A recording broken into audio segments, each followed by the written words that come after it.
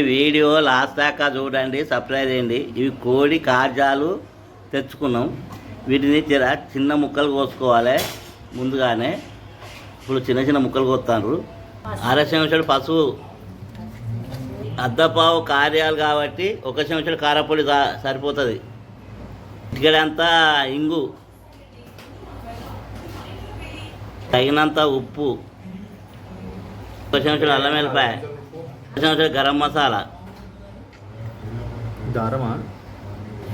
ఇప్పుడు కలిపి పక్కకు పెట్టాలి ఓ 20 నిమిషాలు. ముందుగానే అన్నీ కలిపి రెడీ పెట్టుకున్నాం. స్టవ్ అంటూ పెట్టినాం. స్టవ్ పైన ఒక మట్టి కంచు పెట్టినాం.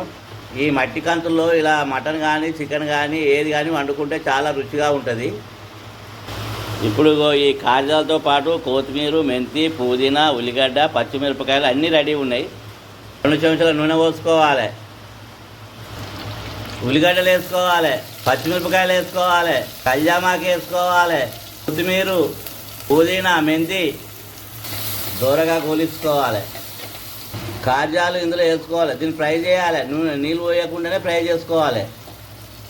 ఇలా మొత్తం కలుపుకొని ఒక 20 నిమిషాలు మూత పెట్టి చిన్న మంట మీద ఉడికించుకోవాలి.